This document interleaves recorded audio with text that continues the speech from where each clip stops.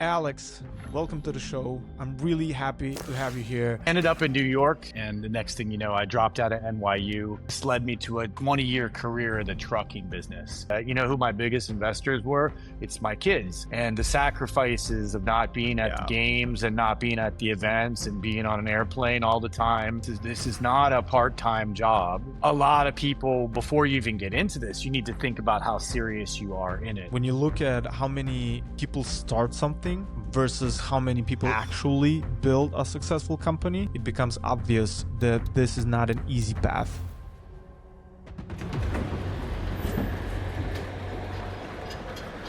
All right, today we have Alex. Alex was born and raised in the United States. He built his career in the trucking industry and later went on to build a technology company that processed hundreds of millions of transactions across more than 80 countries and raised around $40 million from his investors. So if you're in a startup journey, this episode is for you. We're gonna introduce Alex and then we're gonna have him back because I want to do a series of episodes like this to cover different topics. What makes this conversation even more interesting is that Alex now lives in Serbia, so we get to hang out a lot. Alex, welcome to the show. I'm really happy to have you here. Let's start from the beginning. Before the company, before the fundraising, who is Alex? What and how did the whole journey actually start for you? Nico, thanks for making this happen. Excited to be here. Excited to share the journey with you. My journey started in humble roots. I was born in West Virginia, steel town. Family owned a hardware and furniture store. So if you saw me back then, you probably would have seen me in the back of a truck hauling furniture or on a tractor cutting a field.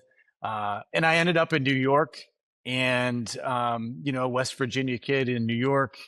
I took a summertime job and the next thing you know, I dropped out of NYU and this led me to a 20-year career in the trucking business.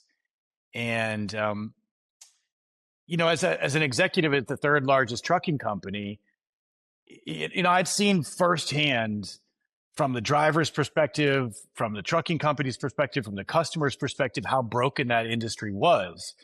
And I started building this thesis that technology could transform the industry. And so that's exactly what we did. We built some tech that essentially could take and analyze shipment sizes with volume and weight, using machine learning, image recognition, and a density algorithm, and raised a little bit of money. And within a couple of years, we did 500 million transactions in 83 countries. Wow. Eventually, it was the part of that story that was incredible was that a lot of investors will say, focus on the US market first and then expand. It just happened that our first really large customer was in the UK. And once we secured them, it really opened up our whole go-to-market strategy. But that's probably another episode of the podcast. I gotta ask you something. I always wanted to make that transition and move from the service kind of a providing company into more of a product company. And I was never able to make that happen. So walk me through your thinking, your background. You started in the service and then you figured out, hey, I actually want to build products. You have to just take a snapshot back to, 15 years ago or so. And it really started off pretty innocently for me. I was in Indiana and I was meeting with, in huge trucking companies, you have these guys called traffic directors, and their job is to make sure that the trucks are full, all the time. And so I'm sitting next to this guy and I'm like, hey, Brett, let me ask you a dumb question, right? He's like, oh, what, Alex, what is it? And I'm like, why are the trucks half full all the time? And he's like, we only have a certain amount of capacity. And when we plan the trucks, if there's an overflow from the shipment, it has a cascading effect on our whole operation. So we plan the trucks at, say, 65% capacity. So I'm sitting there and I'm like, so do you mean that if you knew that the estimate was accurate, that you could literally double the revenue of the company overnight without adding a single asset?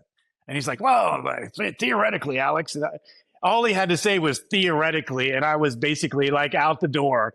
I was like, okay, I've solved the trucking industry, from that moment on. My idea was validated with that one sentence. Yeah.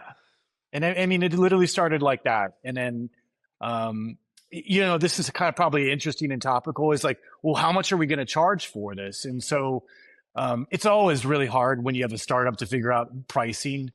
And I like to say, the first transaction is the hardest, right? Over the course of it, we did, close to 500 million transactions. But the first one I'll never forget, we charged $3.35 for the first transaction. That transaction eventually became $99 because it replaced a $250 transaction, and 99 was like over half discount for the trucking companies. So just quick interlude on pricing strategies. Well, you never forget your first customer, right? At least that's what they say. So walk me through this. You raised around $40 million. So I don't want to talk about numbers because, that can sound whatever, but walk me through the process. What happened? How did you end up raising that amount of money? Listen, man, I'm going to go grassroots for you and for, all the people that are checking this out. The reality is, I just was like, hey, look, I'm going to go to Silicon Valley and raise some money. And I kind of just showed up like a country bumpkin, like Beverly Hillbillies. I'm like, okay, I'm in Silicon Valley. Where are the investors at? And like, I was like, I couldn't even find them. The building a company is really, from my perspective, about building yourself. And every step of the way, when you're building that company, you're sort of building yourself and building a set of tools and skills that you gain over time. And the reality is, if that's what you want to do, there's nothing stopping you. The only thing that stops people is their ability to be comfortable with being in uncomfortable situations. So yeah, I went to the Valley and got a co-working space just like everybody else. And then somebody's like, hey, we're having a happy hour this week. And I went to the happy hour and there was a couple investors there. And I'll never forget one of my first investors said to me, Alex, I like you. I bet on jockeys, not on horses. And I was like, I think I had to go back and like Google what that actually meant. I was like, oh, I am a jockey. Damn it. Oh. No, I believe you. But look, for someone listening from the Balkans, I think this almost sounds like a fairy tale. Basically, what you said is, hey, I went to Silicon Valley, I showed up, I started meeting people, and I found an investor. Anyways, I think what you basically just said is that I'm gonna go. I'm gonna go where the game is being played, and I'll figure it out from there. And I really like that mindset because I think that's the only way you can go about things. So learn how to present yourself, and then put yourself in the room where with other people that are on the same journey. Yeah. I mean, you got to have some luck as well. I mean, that's it. I mean, one of the things that we should touch on, right? And you mentioned it here. So I've been in Serbia. I was in Serbia for the first time in 2016. Fell in love with the country. Fell in love with the people, the food, the culture, and yeah, I kind of never left really, but moved here a couple years ago now, and just the thing that just constantly amazes me about this country is the sheer talent, the people, the young people, ideas. Just it's mind blowing, and I constantly sit between the world that I grew up in the States and all the experiences I had, and then the reality on the ground here.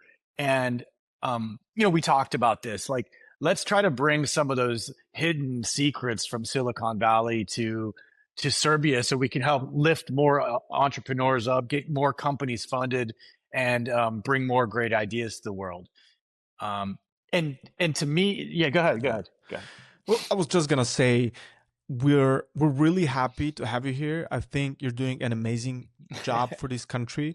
And one thing I wanted to bring into this conversation is the difference in mindset. In Serbia and probably in a lot of the Balkans, many people are thought to play safe. So get a stable job, don't risk too much, don't dream too loudly, don't put yourself out there too much, right? And in the US, at least from the Yeah. outside and based on my travels, and I spent a lot of time in the US, it feels like people are more comfortable with ambition, more comfortable saying, I can build something big. So I want to understand the difference. How much of building a startup is actually skill and how much of it is mindset? And for someone listening from Serbia who maybe has the talent but not the confidence yet, what would you tell them? Well, if you look at, you know, not, if you look at rules based cultures and societies where there's just a lot of rules, there's a lot of bureaucracy, there's a lot of, that's one bucket of where that can come from. Another whole bucket is there's a lot of higher education here. Like everyone gets like degrees in college, much more so than I think some of the people I know in the States. And and education is amazing.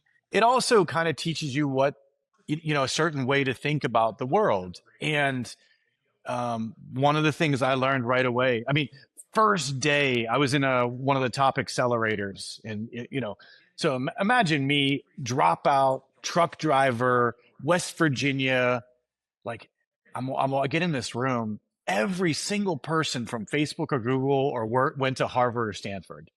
And every business is like so much cooler than mine, like drones, crypto, AR, VR, just uh, med tech, fintech.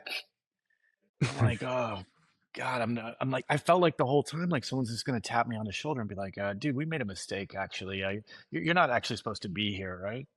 And so you're sitting there and you think like, whoa, I'm in the Oracle. I mean, they built, I like guy that's on the board of Facebook is there. The folks that built, Lyft, Uber, like it's like literally these people have done it. They're not professors who are talking about theory. They've built real companies. And the first thing that they said blew my mind. They're like, steal anything you can. And I was like, what? What is that legal? Is this okay to like it? And it was Yeah. actually, and it was the guys that built Lyft. They Lyft was first. Uber stole Lyft's idea, and they're on stage telling all of us startups to steal these ideas. I just make that one micro example as we grow up with a set of beliefs, and we think that those beliefs are how the world Yeah. works. And some of those beliefs are universal, right? But some of them are what I would call limiting beliefs.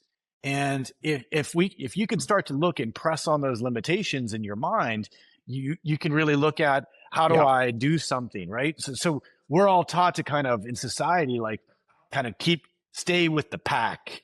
Well, guess what? Entrepreneurs are people that are not, they're outliers. They're people that don't think the way everyone else does. Hmm. And and yeah. Yeah, and I think this is a really good point.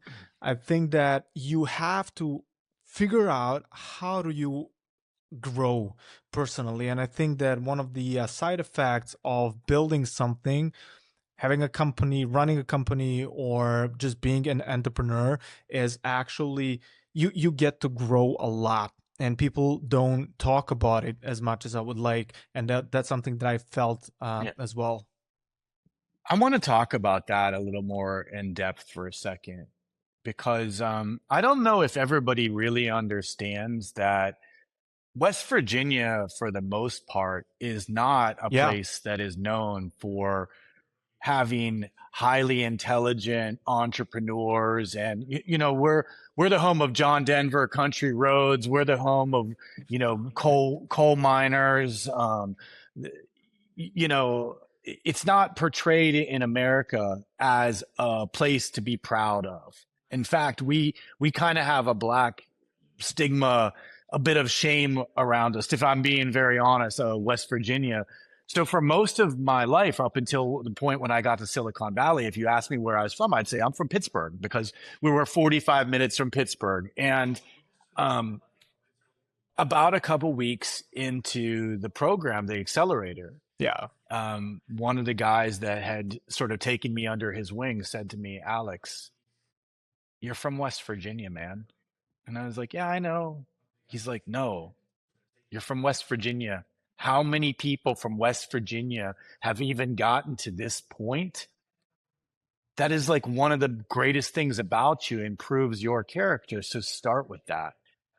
And after that moment, the first thing I said in any investor meeting, and pretty much even in this conversation, is I'm from West Virginia.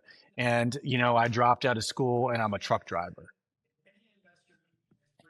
And, and, um, the story is that has the visuals I of a love that. story. And so the thing we should get into, right, which is building a business is important and having an idea is important. Executing on a go-to-market strategy is important, all of it important. But if you can't tell a story that people remember and can repeat, you will never be successful in this business.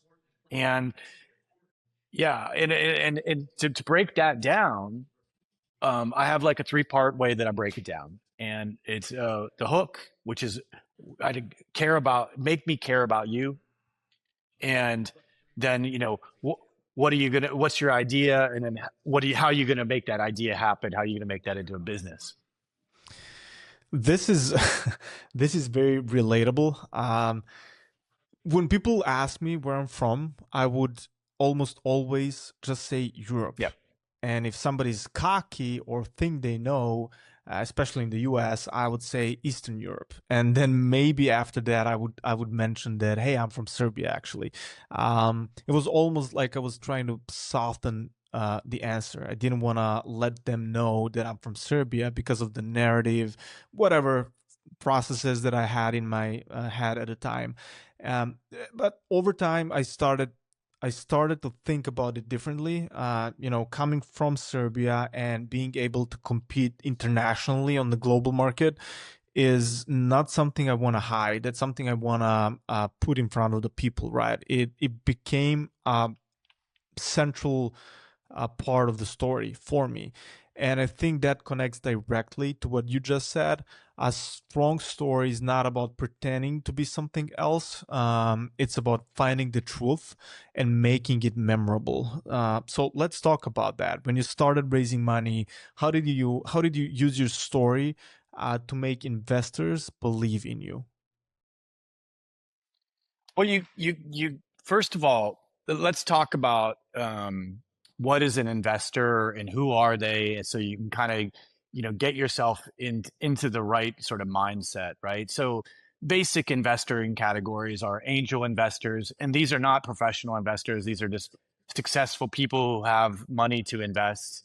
Yep. Um, then there's venture capitalists. These are actually professional investors, and they're not investing their money, own personal money, which is a very good distinction.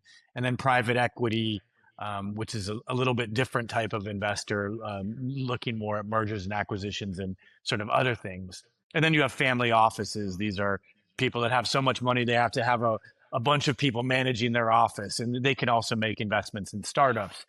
So so when you're pitching your business to anyone, what you have to understand is that if you take a professional investor, they're going to take 3 to 500 meetings a year, and they're going to make on average 1 to 3 investments, which means that on your best day, you're like converting at 1 to 3%, right? Like even if you do the perfect pitch, perfect story, perfect business even if you get all the things right, they might have made an investment last week, and they're like, oh, I can't make 2 investments back to back.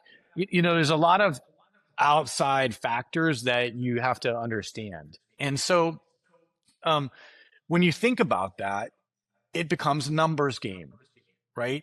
you have to get in front of, if you want to raise, $1 million or 5 million or whatever, 10 million or more, you got to get in front of 200 to 300 people. A lot of people get 5, 10, 20 no's, and they're like, well, I guess it's not an investable business. And that's not the sort of right way to sort of think about investment. I lock in. I was locked in. I was like, I'm going to do this, and I will put everything into it. And I think in a lot of ways you kind of have to lock in because the process is hard, Yeah. and there's a lot of rejection. And if you don't kind of like get locked in, it's real easy for someone to be like, one bad call and you're like, "Ugh, it's over, I'm done, I'm Well, out." people don't want to push for things. And essentially, I would just say you don't want it enough. So you were successful at fundraising. So walk us through that process. How much did you raise? How did it go? How many calls did you have? Like, walk us through the process of that, of your fundraising. Yeah, I mean, we raised 40 million all in, and it came in 250 investors, and we did probably like friends and family round, an angel round, a pre-seed round, a seed round, bunch of Beautiful. convertible notes inside of there, a Series A, a Series B, and sort of went through the whole process. Um, here's what I'll say to you is that um, when you get into this, you need to think about um, process. So you build your pitch, you build your narrative, the piece, right? You get a list of investors, you figure out how you're gonna reach them, whether it's through mutual connections, introductions, whatever it is, and then you try to stack as many meetings as you can in sort of 2 to 3 week sprints, so that you're doing meeting after meeting after meeting. One of the biggest things is that when you're raising money, that's all you're doing. So anyone that's part-time raising money is not raising money or not successful at raising money because it's a full-time job. It was pretty much a full-time job for me for 8 years to raise money and do pitches. And yes, I was very involved in many aspects of the business, but my primary job, right, the Yeah. job of a CEO founder, is setting the vision, making sure that you have the capital, and hiring the right people. Right. I guess that's really important. So, how did you successfully manage your time during that period? Because there's a lot of things happening. And when you want to put your CEO hat on, so you have to think about the vision, you have to think about hiring people, you have to think about the overall strategy. So, and at the same time, you had to spend a lot of time with your investors. So, how did you go about time management? Well, you said the good, bad, and the ugly at the beginning. I mean, the bad and the ugly part here is that you know who my biggest investors were? It's my kids. And the sacrifices of not being at the Yeah. games and not being at the events and being on an airplane all the time and all of that, right, compounds over doing a business. This is not a part-time job. And a lot of people, before you even get into this, you need to think about how serious you are in it.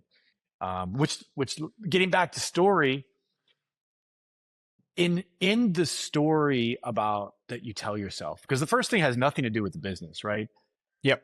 The first part of my story is about being from a being from West Virginia and dropping out of school and becoming a truck driver and going to work at a trucking third largest trucking company. And that part of the story is not just there because I like to tell that part of the story. It's there for a very specific reason if we break it down. So within that first 30 seconds, what I have said to the audience is, and somebody once said this to me, Alex, you know more about the trucking industry in your pinky finger than I'll ever know in a lifetime. And that creates what's called founder market fit. So Yeah. the first thing that the investor is going to do is evaluate, is this the right person to build a business, a big business in the trucking business? So I didn't just pick those pieces to tell the story. That is very designed. So if you tell a story that doesn't involve some very unique part of your background, as why you're doing this, then they're not going to listen to anything else you say.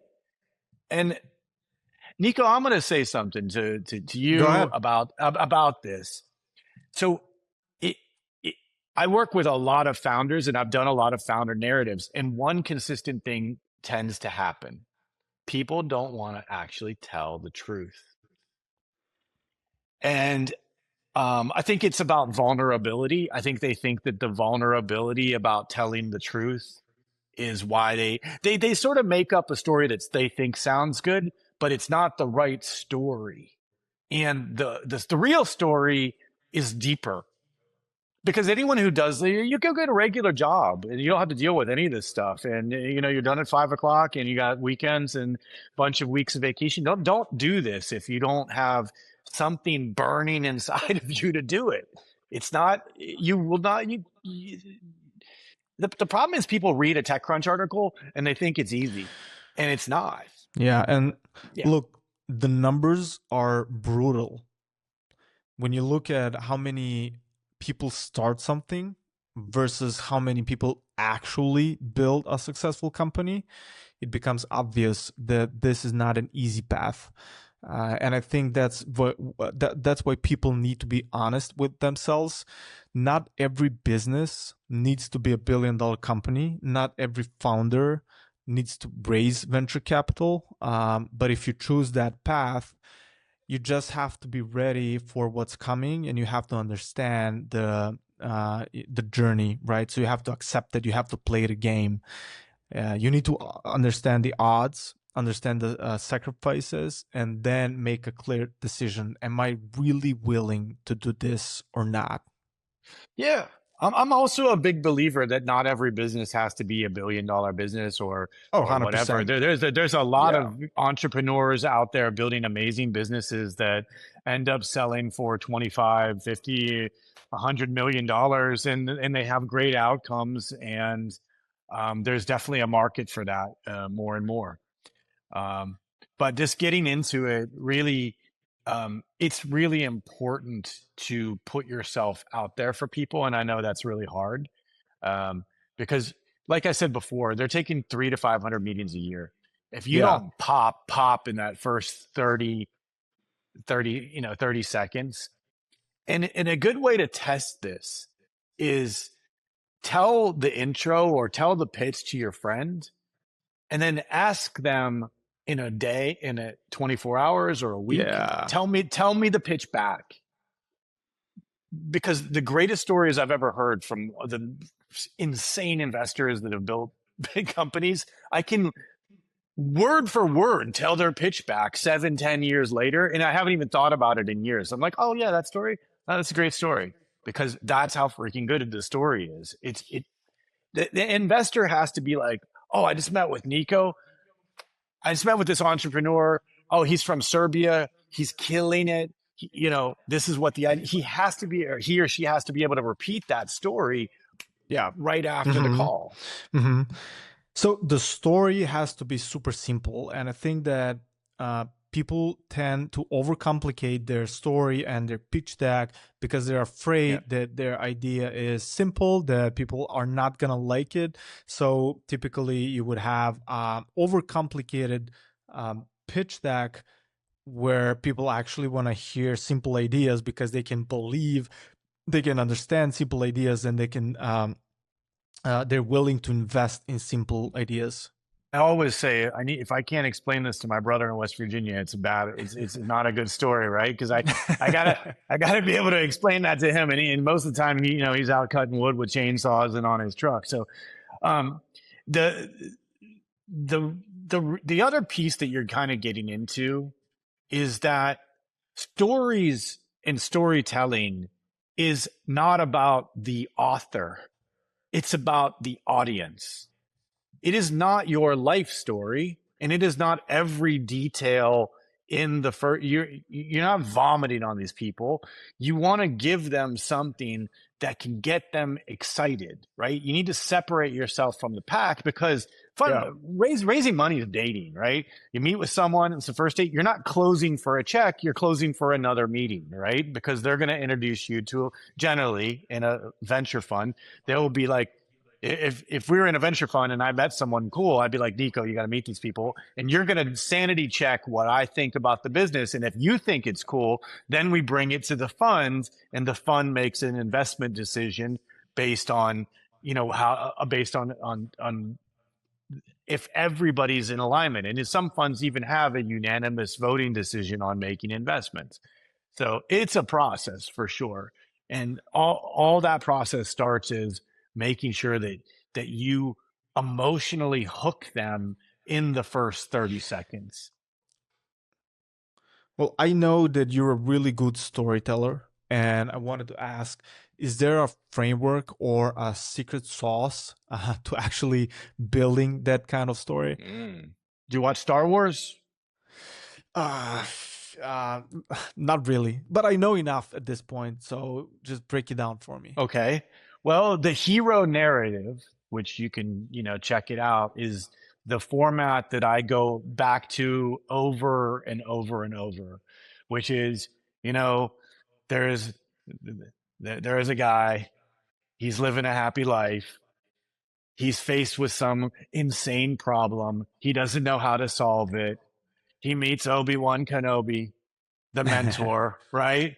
And in order to solve this massive problem, he's got to face the villain, right? And then there's a redemption side he defeats the villain, right? And that's the basic mechanics of storytelling. And if you deviate from that formula, um, I would say don't. So somebody once told me, Alex, you know that there can only be like one non-consensus part of your business, and you have like 12 non-consensus pieces, right? It, it's all about pattern recognition for investors, because they're looking at this over long periods of time, Yeah. and they're thinking to themselves, could this be the next fill in the blank founder that did it? And they're looking at archetypes of who those people look like, how they acted, and can I identify that talent or pattern in a very early stage, which is difficult, right? Because Yeah. a lot of people, again, building a business is all about building yourself. So, Alex, when you were raising money, how much of that happened in person versus over a call? And do you think that one is better than the other? You have to get comfortable with being uncomfortable, right? So if you're not a person that is good at Yeah. asking people for stuff, get good at asking people for stuff. I used to work with this guy in the Bronx in the trucking company, and he's like a big guy. I think like his like forearm was as big as my leg. He was like a big dude. and, and he said something to me. He said, Alex, closed mouth stays hungry. Simple thing. A lot of people say that, but the reality is you got to pitch everybody, not just investors. Pitch your family, pitch your friends. If you think somebody can write a check, pitch them. Get cross every boundary that you think that you would never cross. Call the people that you. Hey, the reality about angel investors is that there's a lot of angels in the world, even if they don't write checks, but it doesn't matter. If they're a successful person, then they have the ability to write a $5,000. I mean, I took a Yep. $5,000 check from someone. I mean, I'm not ashamed at it, and, just that was what check size he wanted to write. You just gotta get out of this mentality that it's not okay. You are raising money to build a business that potentially could impact and make the world better. Hopefully, right? And if you're or make investors money, and Yep. people who have money, that's what they do. They write. And it's so funny you say this to me, because the first time that I showed someone a PowerPoint and they sent me $25,000, I was like, I thought I struck gold. I was like, this is the most insane thing. Wait, so I can build a pitch deck and meet someone for coffee, and then they're going to wire me $25,000. I was like, it's a good business.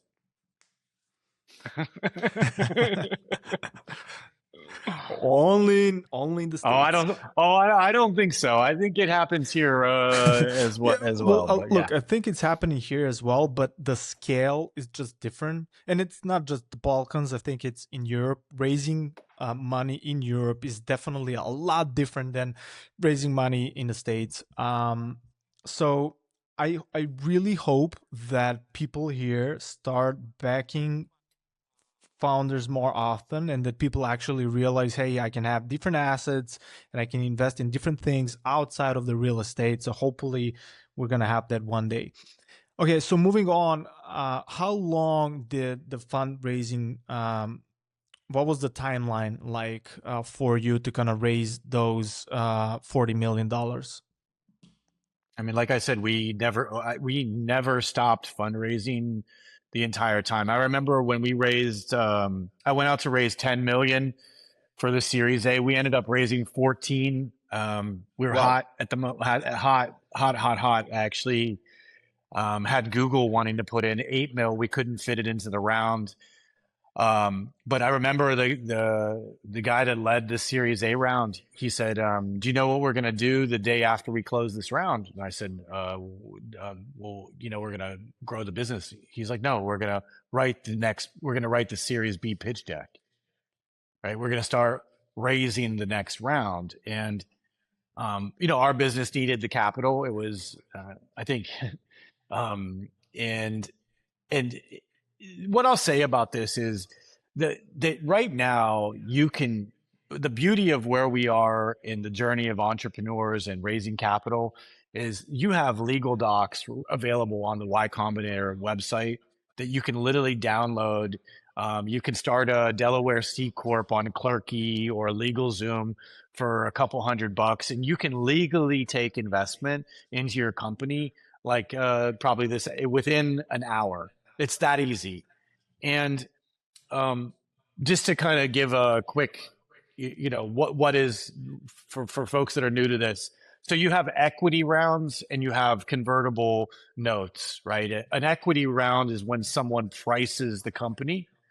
That's more difficult to do. Either they're doing it because of the team, the revenue, using a multiple. So that's generally when you hear seed round, Series A, Series B. Those are all priced rounds, and then you have convertible notes that live in between that. So if you're just as an example, if you're going to go out and raise a seed round of say $2.5 million, but you need money to sort of keep the business rolling, you open up a convertible note. And basically what you do is you say, hey, Nico, we have a lot of investors that are looking to invest in our seed round. We're offering this to angels like you right now with a 15 or 20% discount. And so what does that mean? That means if you put money in now, that if the value of the company is 10 million, you get a 20% discount. So you'd be investing at 8 million because there's some additional risk as an investor that you're taking on, and you should be compensated for that. So those convertible Right. notes can be super, super effective. And I recommend to everyone always have an open convertible note ready to go so that if you meet somebody on an elevator, pitch them the business and they love it, be like, hey, look, we can open up some space on a convertible note for you and be able to accept capital. Because it's funny about what they say about raising money, Nick, is raise money when you don't need money. Don't raise money when you need money, which is sort of, So I guess the lesson here is you want to raise money when you have momentum and not when you're desperate, because you're not going to be able to negotiate when you have your back against the wall, right? All right, so Alex, we talked about the exciting stuff. So walk me through some of the bad stuff or some of the things that you didn't really enjoy as much on that startup journey. well, I think you have to make a lot of hard decisions, especially with co-founding teams and people that start the business with you. And Yeah. that's everything from co-founders to even the first people that, work at the company. As companies grow, and they get larger, the decisions, the kind of decisions that you have to make are difficult ones. Like, is this the right So I'll give you an example. In a small company that has 10 or 20 people in it, you may be like, hey, you're leading operations. And then that person will end up with a title that's like a director of operations. Well, at some point, you're going to have to bring in a VP of operations or an SVP of operations. And the person that was there when you guys were working out of your bedroom or your mom's garage feels rightfully so entitled Yeah. to having to owning that. And in some cases, they can keep leveling up as the business grows because we're all growing, right? When I started, I was, not, a lot of skills came from working all over those years. But when they get stuck, and you kind of sometimes have to make a judgment call, like, is this person stuck, like they're just like having a moment, or are they like it's just they're never gonna be able to level up to be the Yeah. next person. And then you're stuck with a difficult decision, like, hey, do I kind of talk them through having sort of, even though they were here at this point, that they're probably maybe going to end up sort of horizontal or even sort of down in the org. And I think a lot of people have difficult times. I've seen many examples of that first and second hand, that people have difficulty. That sucks, man. That's, Do, there's no way to put it around that. It sucks. hmm And do you think that you were good at identifying the good people for the company? I think I got better at hiring people over time. And I think I was terrible at it at the beginning. And I think that one of the mistakes that I probably made was seeing potential in people instead of seeing like actual skills today. I was a big like get on the bus and we'll figure out where you go kind of guy, and that's Yeah. not the way to do it. The way to do it is you know make job descriptions, hold people accountable, make sure that if you hire someone.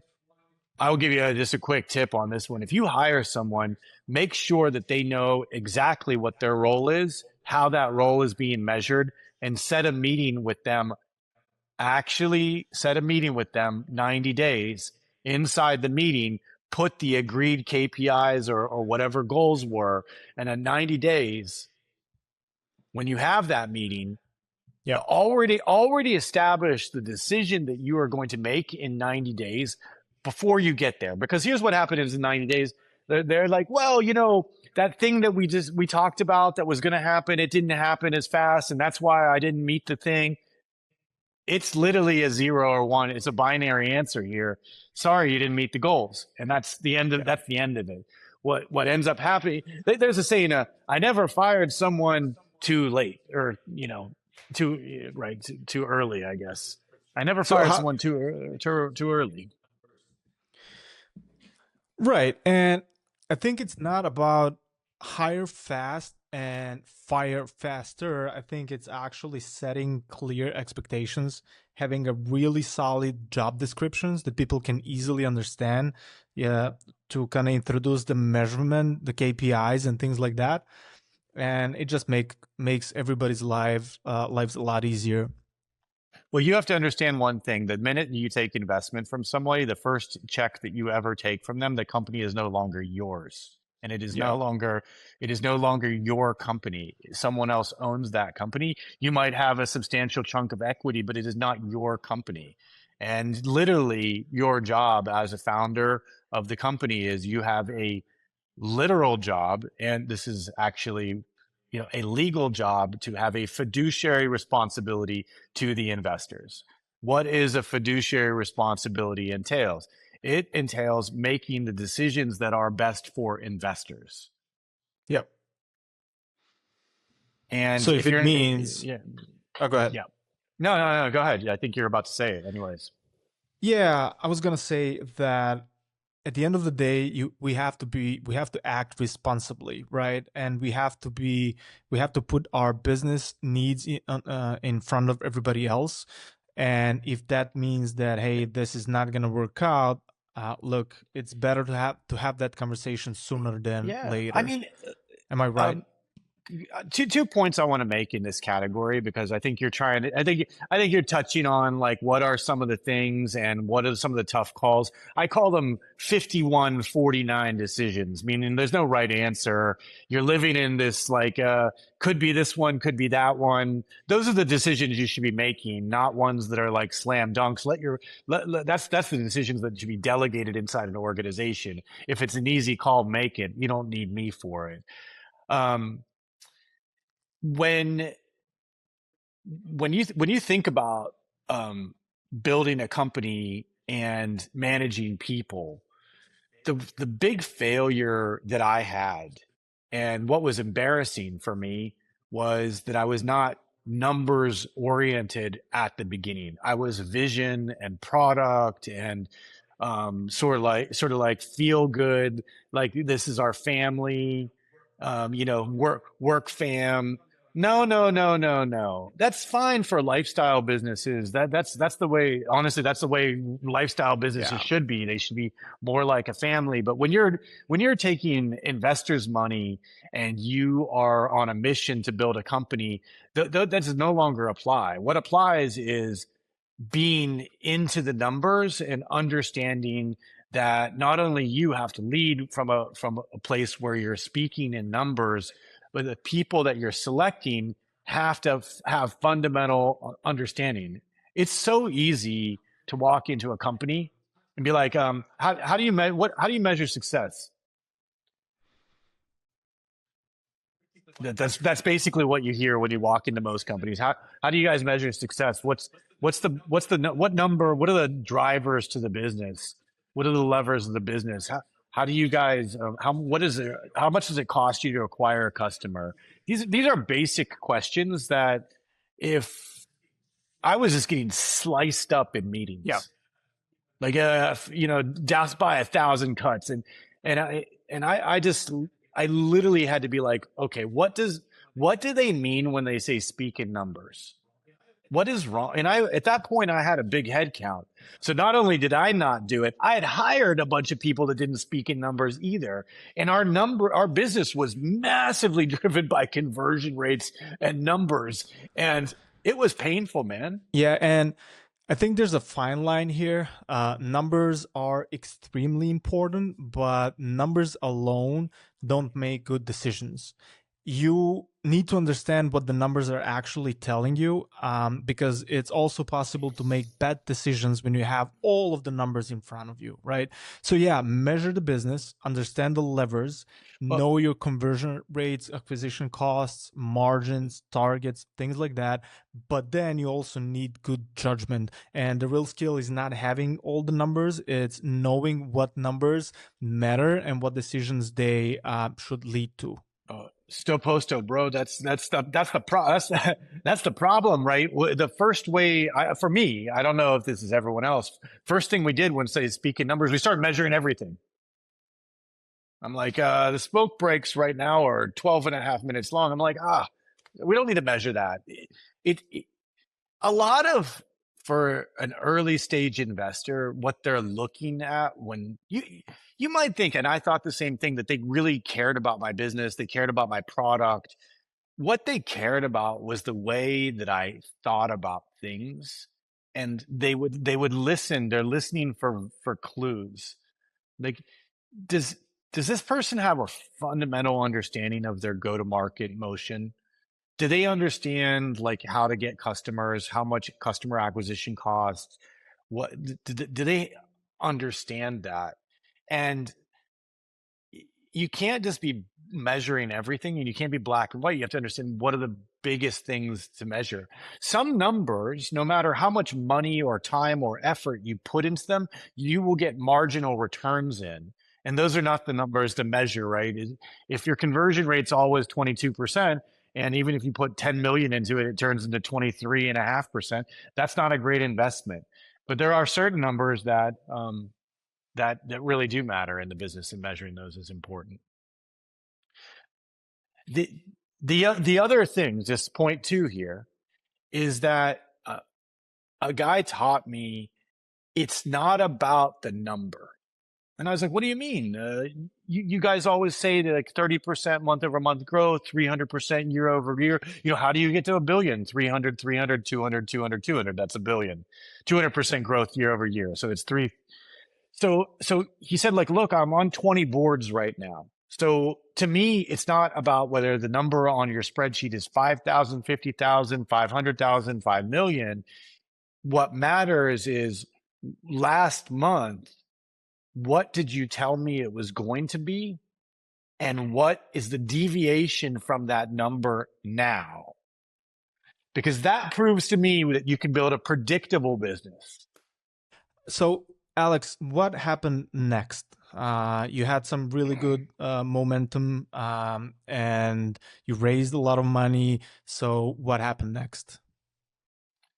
So we got hit heavily by COVID. Our go-to-market strategy was enterprise B2B, where our cost of acquisition was almost zero, right? You get an enterprise level contract, takes a long time, but when you get them, you pretty much have free customer acquisition, and the numbers look sweet. Well, COVID really, right in the middle of our sort of exponential growth, our enterprise revenue went almost to zero, and that was super difficult. Yeah, We turned out that the consumer market was moving quickly. We went ahead and signed some partnership agreements with some very large companies that, um, were great, but business was never the same. After that moment, it, it was difficult to convert the conversion rates at the consumer level. But we added a fintech piece, and we were on the path of adding an insurance tech piece. The reality is, to put it pretty simply, I was able to negotiate an exit of the company, and that exit would have made most of our investors a lot of money, um, but it would not have made all of our investors money, and that created a pretty difficult situation to resolve. So, I I believe think you. the exit for me was not the worst, not the best, and unfortunately, that's part of the process sometimes. Yeah, it can be rough, and this game is super, super hard. And as I said, the numbers are brutal. So, if you were to do it all over again, what do you think you would do differently this time? Well, I mean, the things that an entrepreneur can't control is timing. Yeah, Right. So, sometimes companies come before the market's ready for them, so they're too yeah. early, or sometimes they get there after the market's late. I don't know that I can specifically, there's a bunch of micro decisions that I could say, I wish I would do this differently, or I wish I would do that differently. Um, Nico, the reality is the journey that I went on is one of the most incredible things, or the most incredible thing I've ever experienced in my life, and I am truly grateful for it, and for all the other entrepreneurs that I've been able to work with and do it. Um, and not every business is going to have like a billion-dollar outcome, and not every business is going to be successful.